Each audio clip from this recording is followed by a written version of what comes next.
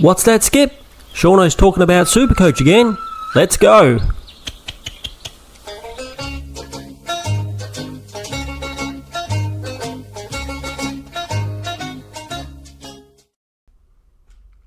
G'day everybody, it's Seano again, and we're back for some more Supercoach content. Today we're going to go through our round 6 team, how we did, what trades we're thinking about doing for next week, and who we think is a good vice captain and captain choice for both my team, and we'll have a bit of a look in general for you guys out there to see who are good picks this week. Alright, so let's jump straight into it. This week we scored 2,194. Not too bad. It was a week of carnage when it comes to rookies. Lots of low rookie scores. Lots of people got caught with low scores on the field. I could have got a bit more, which we'll go through in a second, but overall this looks like not too bad a score. 16,699 out of everybody, up 14,000 from last week. And overall ranking up 2,397 places, which takes us to the season rank of 6,544, which is not too bad. We moved up a little bit. You're always going to be happy when you move up. We're in the top 4%. We're still tracking that top 10%. And like I said, I think the score is average for this week. There was a lot of carnage, and I saw in my leagues a lot of scores lower than this. So I feel kind of a bit lucky that I missed most of the carnage, but let's go and have a look and see how we did. Okay, so start straight off in the back line. This is where we thought we were going to get some safe rookies, including myself. I moved heaven and earth to get Reed and Trainer on the field, and what do you know, Reed pumps out a 38 and Trainer pumps out a 2. Now I have to say, when Reed pumped out this 38, I had no way of getting Connor Stone's score. I was complaining to myself that I didn't put him on the bench and have a go with Connor Stone instead. And I was thinking that 38 wasn't very good, and even Connor Stone, even though he doesn't seem to get much, could potentially get more. And then I got very lucky when Trainer was named as the sub, and I was able to get Patton on and get Connor Stone's score. So I was kind of very lucky there. I was complaining to myself that I didn't have it set up that way, and in the end, I got very lucky. I also had Gross, the Eagles rookie, in my team, and I managed to get him out just before the game when he was named as a sub as well, thanks to the Supercoach Facebook page that sent me a notification, which allowed me to get him out just in time. So there was a lot of carnage there. Some people had Gross on the field for 11, some people had the Trainer on the field for 2, so you can understand how those scores were quite low across the league. For the rest of my back line, 145 from Whitfield, that's good. Yes, we know that I got rid of Rosie for Whitfield, so it's nice for him to actually give me a nice score and kind of repay me this week. Zorko, a bit down again, it was a bit worrying. I'm going to stick with him, can't get off him now, but it's a bit disappointing the last couple of weeks, and if you're looking for a premium defender, he's getting pretty low now, so could be someone worth trying to look at. Dale got a 93, acceptable, anywhere around that 100, I'll give it to him. Roberts, a nice good score this week. That's what we want from him. 119, very nice. Zach Reed, as we spoke, 38, and then I had the 40 on here on the bench for Connor Stone. So if we fix that up, and I believe Essendon play early this week as well. So for the moment, we'll do that, and then we'll have a chance of loopholing again. Is that correct? Do they play? Yeah, Essendon play the second match on Friday. So yes, so that's probably going to be the setup back there for the moment. In the midfield, Brayshaw 120. He was my captain. I did chicken out at the last moment. I had vice captain on Dacos.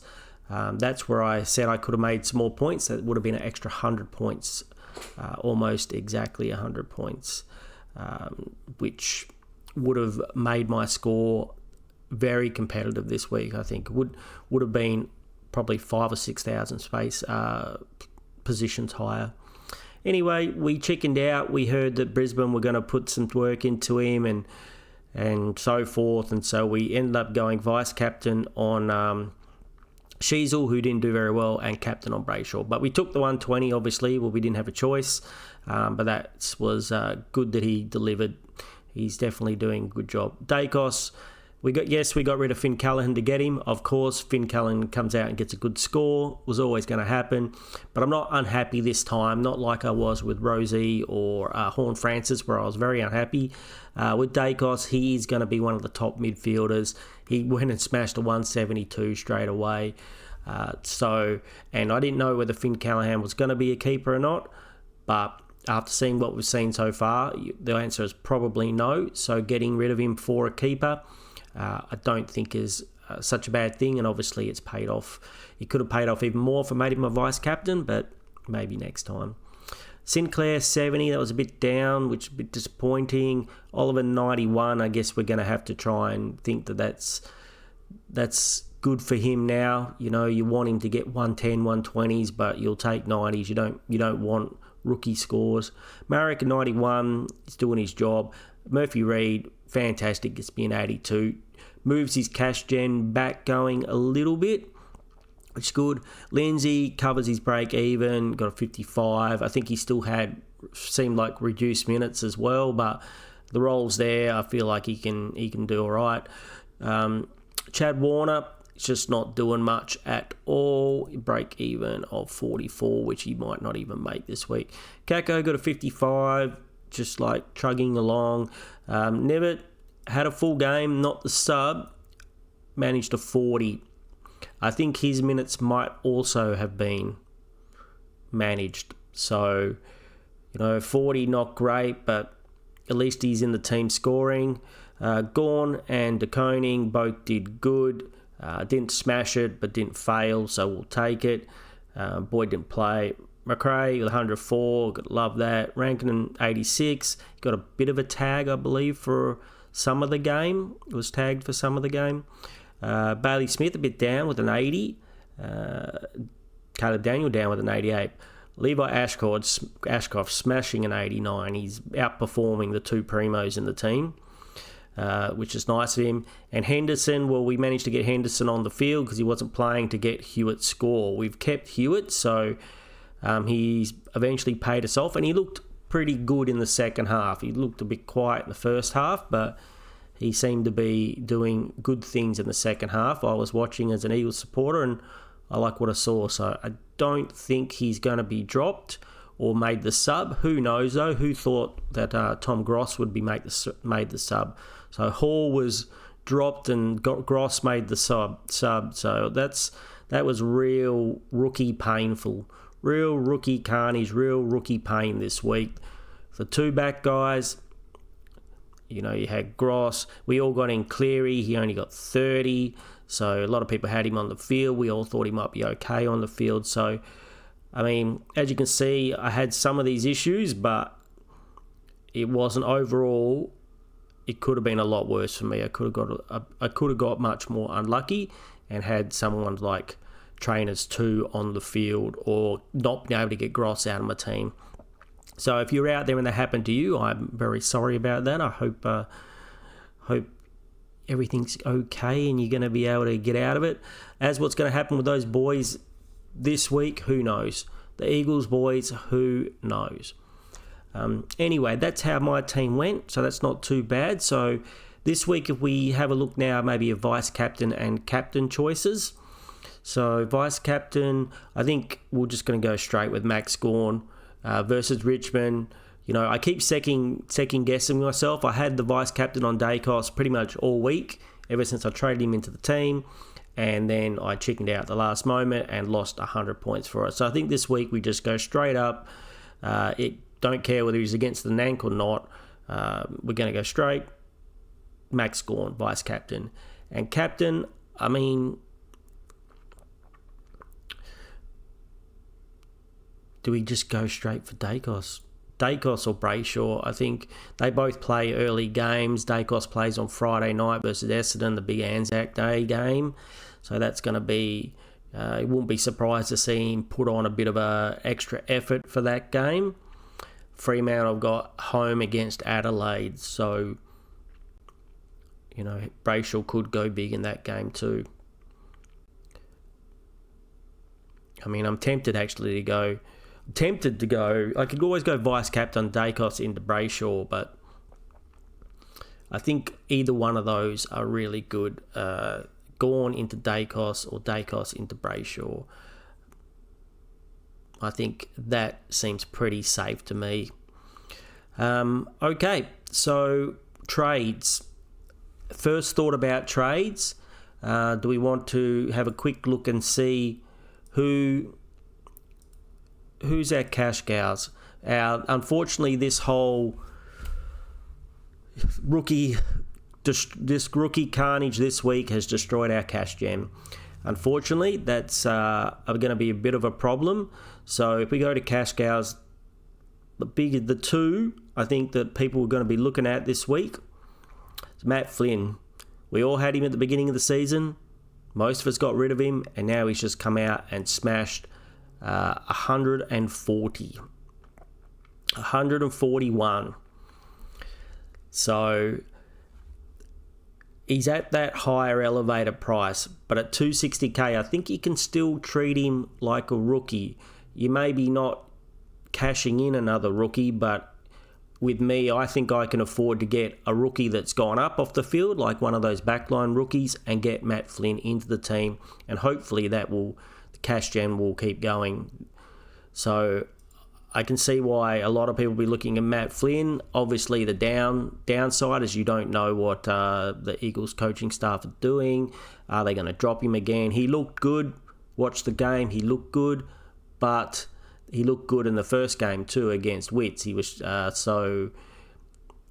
Hopefully, he keeps his spot. I think the team looks a lot better with him in. Hopefully, the coaches do as well. So if he comes out and gets, let's have a look. So negative break even of negative 73 break even. Got 87 and 141. Even if he kind of fails this week and gets a 76, it's going to go up 65k. Now, as the number one ruckman, I'd hope for a floor. That 75 I'd hope his absolute floor.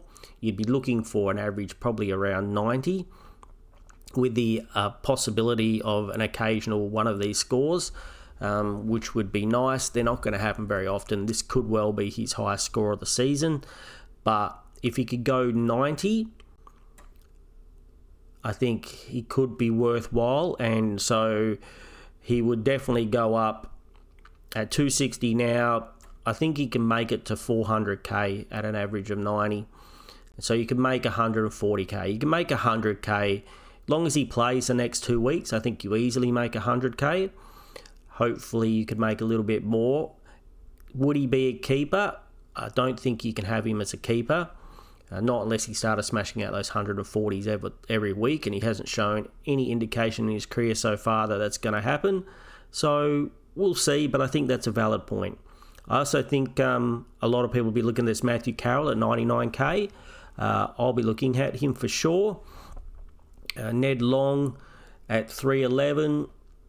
You're not really buying him as a rookie anymore. You're probably buying him as a mid-pricer. But like Flynn, is he still going to make you some money? He's got a break-even of negative 26, so he only needs a 70 to make 40 and an 80 to make 17. So I think those three. I don't know if anyone be looking at anybody else. If you are, let me know in chat. Please shoot me a message if you got any other rookies that you think are probably going to be good to pick up this week. There is the Brisbane boy if you really want to go early. So that'll be... So this gentleman here, he came out and he got an 88 and he has dual position for forward and mid. James Tunstall. Is he in the best team? Brisbane have a very good team, so I don't really know if he's in the best team. Was he named on the field? Was he named on the field for this week, or was he named as a on the bench? Team lineups, round 6. He was named on the bench. Okay. So I'm not too sure what his job security is like, but I could understand if you're going to be going for him. And now, me personally, what am I going to do? So I have 2 choices I'm thinking about. And while I'm thinking about my 2 choices, how about you hit that thumbs up and leave a comment. And yeah, hope you enjoy the video. And now I'm going to let you know what we're going to do to fix this team. I'm not overly unhappy with the team. As you know, if you had followed my trades last week, you would have done well because you would have got in long, and he did okay. I chickened out at the last moment and decided is I didn't want to get in a player that wasn't going to be a keeper. So in the end, I went down and that's why I went down to Gross thinking that I would have enough money to go maybe 1 down or 2 down and 1 up this week. But of course, we had to get Gross out because of the sub business. And so now we didn't use a trade. We just did the 2 trades. We got in Dacos for Davidson, and we got rid of some dead weight, I think. So this week, we've still got some dead weight. We've got Henderson, which we'd really like to get out of the team. So for him, I think if we move like gentleman Chad Warner first, and we'll go for the we'll get the Carlton guy. We'll get the Carlton gentleman. Oh, the Carlton gentleman is a defender. So let's just swap that back. We'll get rid of Trainer for him, I think. And then we'll sub Harry Sheasel back there.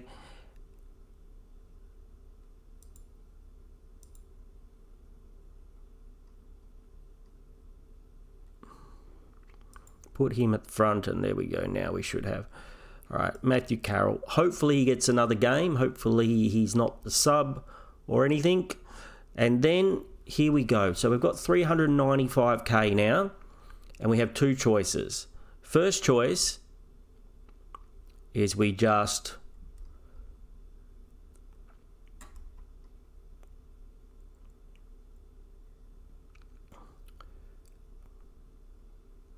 we're going to move, let's move somebody, move Hewitt up to there, Connor Stone.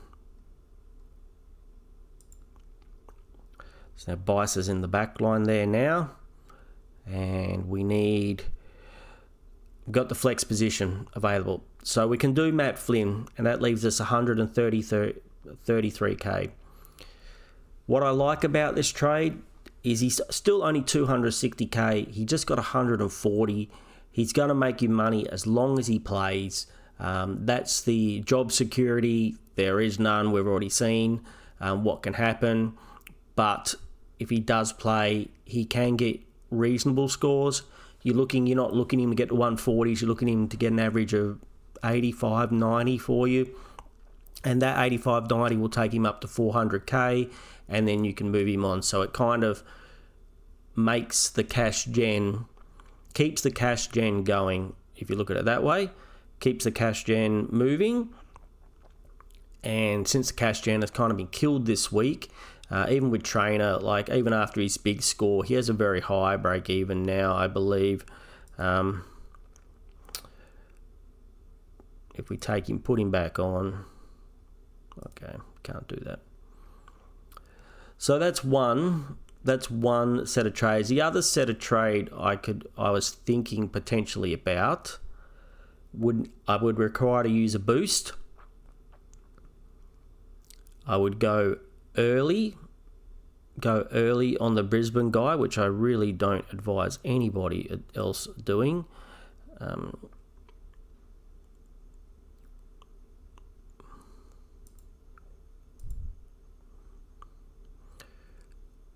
What's going to be next week, not this week. So go early on the Brisbane guy. And then I'm thinking maybe I get a premium in the team instead of getting a mid-pricer that I'm going to have to use another trade to get out in a couple weeks' time.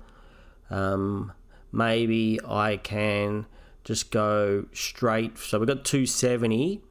What the one I'm looking at is, how did Marcus Bontempelli go first game back? How did he go first game back? So last week we were talking about two of the new mid-forwards that were made, got DPP. Mid-forward, doesn't make much sense. The two, yes. So we were looking at Chad Warner and Christian Petrarca. Now, I was leaning towards Chad Warner. He got an 84 this week, but it looked bad for the first. He was on a very low score for most of the game, and I think he just sort of came back a bit at the end. But Christian Petrarca played right in the guts. I won't say they looked good, but they won. He was there. He played mostly midfield. The role is there. I think he can have a breakout game. So I was a bit dubious before, but he has got a good matchup coming, and I think his stats looked good. I'm not too sure why it couldn't have been a bit more than 85. If we could have a look again.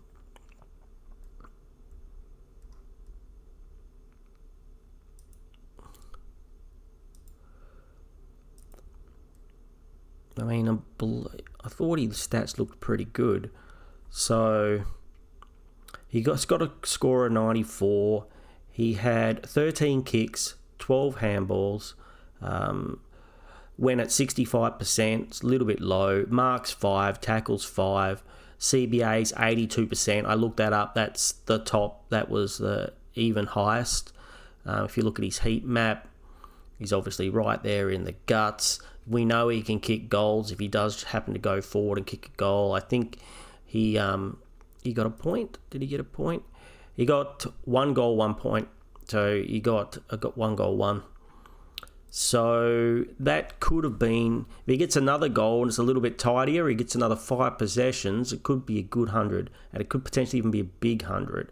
So we could get in Petrarca, who we'd be getting in as a keeper and just hoping that he gets some form and does better. I mean, we're kind of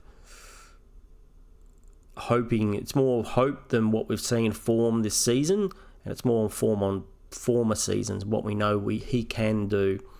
So we could do that, and then we'd have to get out someone worth 206,000, a forward or a flex. So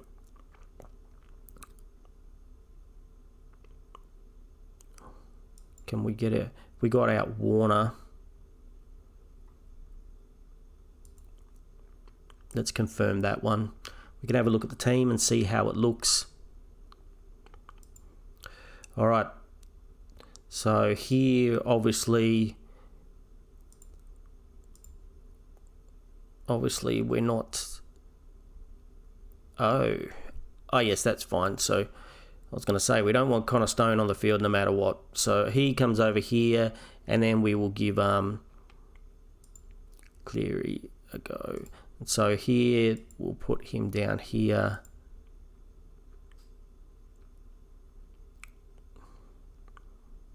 And put Hewitt on field like that. So that way I get a premium instead of a mid-pricer or a high-price rookie. Someone I'm keeping, I'm using the extra trade, but I'm getting a premium, and I'm getting him before his apparent good run. I have to admit, I really want to warn people about using this. It doesn't seem to it gives you an idea, but you really want to go more what's happening this season. What's their form this season? So you can say like, oh, look, last year they scored 141 points, but if they're playing in a different position, then, that could be the reason. So this year he hasn't scored 100 yet, but he will be playing Richmond, then West Coast, and then Hawthorn. If he's ever going to have a spike, it's going to be now, and his break even is at 95. So he's been scoring around that. So potentially we could wait a week and not get him, but then we miss that juicy Richmond fixture. So do you save a boost to get him next week? Have another look at him. He's not going to go up a lot of price unless he gets 150. It is against the Eagles, and he might get 150. But if he doesn't, he'll stay around the same price. And we saved ourselves a trade if we don't get him. And potentially we can get him next week. If we get Flynn this week, we could downgrade again next week and then get him next week. And we're not going early on a Brisbane rookie.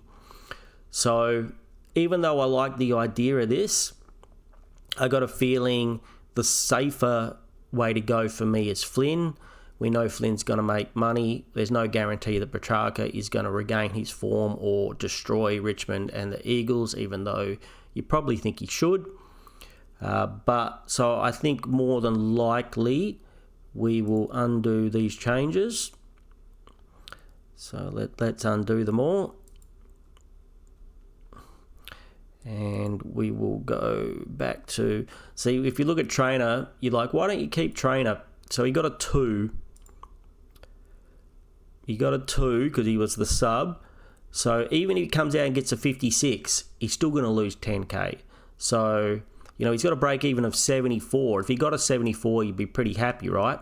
But even if he plays a full game, he goes 70, you're going to have to wait 3 weeks. So for me, I'm thinking that you either get off him this week or you got to be prepared to hold him for like 4 weeks. If he's not the sub this week, you got to be prepared to hold him 4 weeks around to before the buys and then sell him then and bank that he's going to start going up in cash again, because there's a good chance he might go down in cash next week. So I'm thinking that the fact that he was the sub is scary enough to me. If he was a sub again, he got another 2 next week, he would lose a lot of his cash gen. So that's why I'm going to probably get off this week. And I'm pretty sure that I just don't want Henderson in my team anymore. Then we go the Carlton rookie.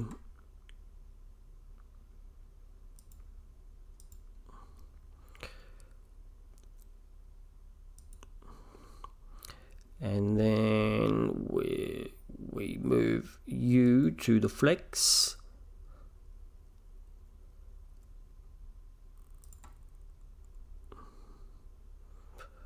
So how we get him in the field? Nope. You need to go back. And somebody else needs to go. Defender and a forward. Oh, yep.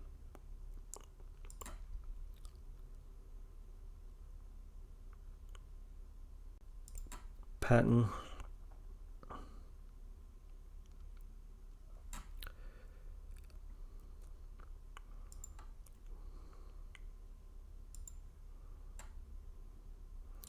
There we go. That took a bit of doing, but we got it there. Complete trades, confirm.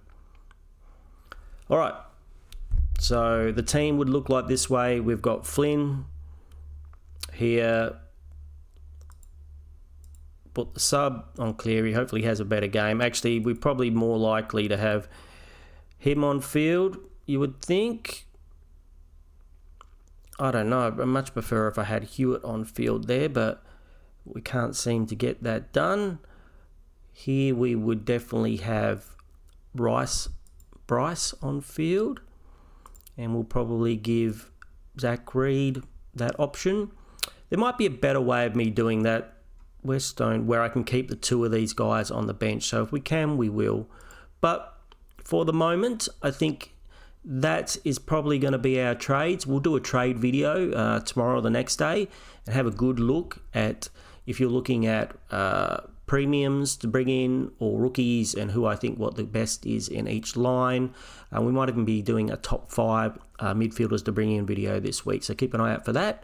If you've been still with us, give us the thumbs up, hit that follow button, and hopefully leave a comment, even if it's just a smiley face or a g'day. I really appreciate it.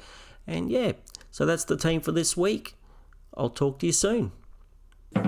Take it away, Skip.